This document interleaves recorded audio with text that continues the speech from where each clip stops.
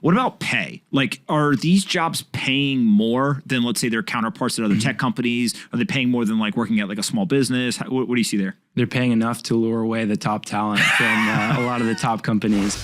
Everyone wants to know how to get a job in crypto. How big is the market? Like when you think about people trying to get a job, are there tons and tons of open roles, or just there's a lot of demand but not a lot of supply? Yeah, there's a lot of demand. There's a lot of supply. I think if you do a LinkedIn search, hold me to this, but I believe there's over 100,000 people working in the Bitcoin and crypto industry right now. Coinbase, they employ 5,000 plus people. They're hiring a bunch of people this year. And even as some of these fintech companies are starting to lay off people, it seems like Coinbase and some of these others are really absorbing the talent. Talk to me about this idea of like who's actually transitioning. Is this just a software developer at Facebook is the one that ends up getting a job, or is it people from all walks of life? Yeah, we've seen people from all walks of life. I think top talent is leaving fintech and legacy finance to join the industry, lawyers, accountants, et cetera. But then all the way down to customer service. I think some of the most interesting stories. We know someone pretty well who's in his mid-50s. He was a former funeral director, and now he's working in social media in the crypto industry. Another guy's a college dropout. He was selling insurance for State Farm, now works for Bitcoin Inc. And then you hear stories of people like the 13-year-old kid that's like a Solana dev. He might need to pick it up a little bit based on recent developments, but there's a spot for everyone in the industry. As you guys have worked with, I don't know, at this point, over 1,000 people, I think, have gotten a job. Yeah. What are some of like the tips or tricks that you tell folks in terms of like they can increase the probability of success in transitioning? Yeah, there's a number of things. One is just find out what you're passionate about. If you're Bitcoin only, then go look for a Bitcoin only company. So number one is just kind of do your research beforehand, identify what kind of role you're looking for. If you're someone who's only worked in customer experience, like don't go looking for a software developer job. Your chances of success there are next to zero. And the other thing is don't apply to a bunch of different roles at companies. I say that and laugh because I'm 25. I recently graduated college. When I graduated, I had no clue what I wanted to do. So I would literally just go on LinkedIn and like look at companies that were interesting, Nike, Under Armour, whatever, and go apply to like 10 different roles at the companies. Turns out that's a pretty ineffective strategy. So kind of narrow down what you're looking for and kind of have it align with your skill set. If your skill set isn't suited towards what you want to do, then take the initiative on your own and go, do a boot camp, go build up some experience, build up a portfolio that you can kind of showcase to these companies. And that's like the most interesting thing. So the advice I always give job seekers is like, do the job before you get the job, right? Yep. Which is if you want to be a salesperson, if you show up to the interview and you're like, hey, I have these 3 leads that I found for you guys. They want to talk to someone here at the company. Who should I introduce them to? If you're the person hiring, you're like, oh, I think you're going to be pretty good at this. Like, we should find a role for you. But also there's other things where in some way it used to be like resumes mattered. So what school did you go to? What was your degree? What was your GPA? Like all that type of stuff. Now, if somebody shows up and they're like, I got 50,000 followers on Twitter and I talk only about, I don't know, customer service, best practices, a customer service role, you're likely to be pretty good at it, right? Like you've shown the proficiency in it or the knowledge base. Like what have you seen people do there that's pretty cool? Yeah, what I think it comes down to is like de-risking the hire. So when you come with a portfolio or you come with leads, the hiring manager wants to see that you can do the job. And so I've been on both sides. I've applied and then I've hired. And the people that really show the initiative to write the cover letter, to show genuine interest in the company, and then come prepared to the interview, here's my portfolio, here are some leads. It really, lets the hiring manager know that the person can do the job well. Yeah. When you start to think about things people can do to learn more, like where do you normally send folks from like a learning, just, hey, I need to get my experience and my knowledge base up before I actually start to apply? Yeah. If you want to work in the industry, I think you have to be on Twitter. Mm-hmm. I think that's step number one.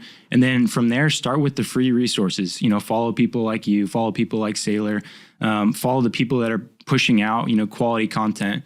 Go down the YouTube rabbit hole, watch different podcasts, sign up for newsletters, just kind of absorb as much free content as you can first. And then once you kind of have that baseline level of understanding, that's when I think you can go, take the next step, continue to network. We have our training program that's really good for networking and getting right in front of the right people at companies, the cryptoacademy.io. And we have a career day where these companies literally come in, they pitch students on why they should come work for them. They literally tell them, hey, here's what we look for in applicants. Here's what you should and shouldn't do in the application process, and just really puts you kind of ahead of the curve in comparison to other applicants. And so when you see people be successful, how long does this take? Is this a 1 week process? Does it take a whole year? Like what would you say the average transition time is? Yeah, it really just depends. We've seen people go through our program specifically and then land a job within a couple of days. And there's some people that, they couldn't leave their job, for a couple months to even potentially a couple years. One guy comes to mind. He works now at Cross River. He was formerly at USAA.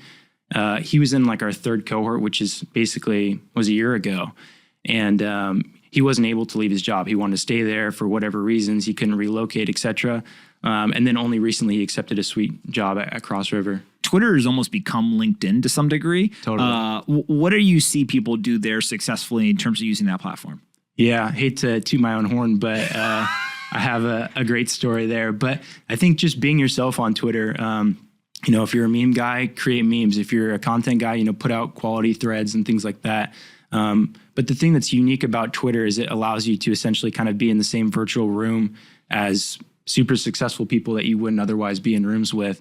So you can, DM people, you can at people, and, it's really just the ultimate networking tool, in my opinion. And in crypto specifically, people are a lot more receptive to responding to stuff as opposed to LinkedIn.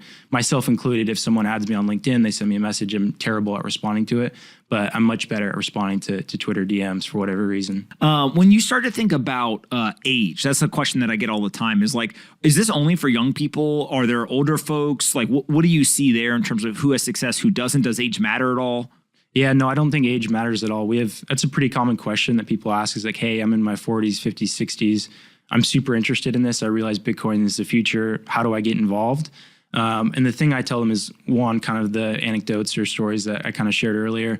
But two is like start producing some content. You don't necessarily have to have a job in the space to contribute to the industry. And oftentimes contributing to the industry, via newsletter, podcast, et cetera, leads to more opportunities too. So I always tell those people, look, it's never too late to get started, but just start, putting content out there, start absorbing as much information as you can, and then start applying. What about geographic location? Like everyone talks about this whole move to remote work. Is most of the roles remote? Are some of them in office? Like, what are you seeing there? And then also, what do you see from the candidates so far? Yeah, there's this new concept that latitudes matter more than anything, and it's basically time zones, right? So it's more location agnostic and more so, can you fit into the certain time zone that the job requires you to.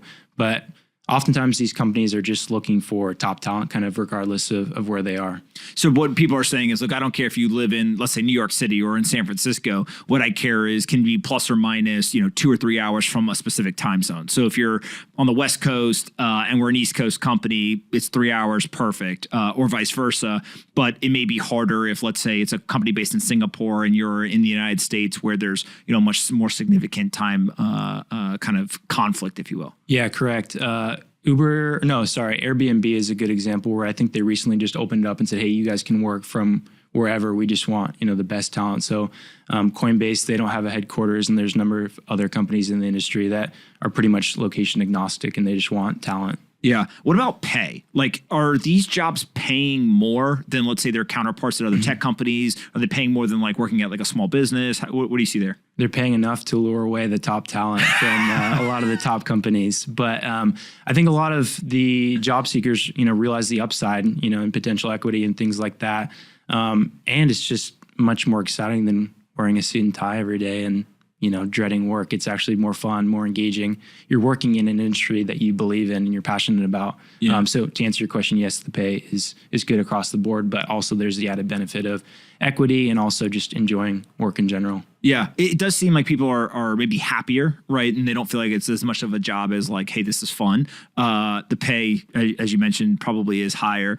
Is that what's leading to a lot of the brain drain on Wall Street, if you will, as well, where basically people are saying, hey, I'm super interested in finance in general. This is a new form of finance or a new kind of corner of finance. I can't do this stuff at my existing job, so why not go get paid to do it, full time? Yeah, I think the metric that's exciting to a lot of people is that overlay of where we are with Bitcoin adoption in comparison to where we were with the internet adoption. and people are kind of realizing maybe they should skate where the puck is going and not where the puck has been. So I think people are just, waking up to, this is the future, and everyone's trying to get involved one way or the other. Hey, you, did you like this video? Great. We make 5 of them a day and post them here on this channel. Make sure you're subscribed, like the video, and see you next time.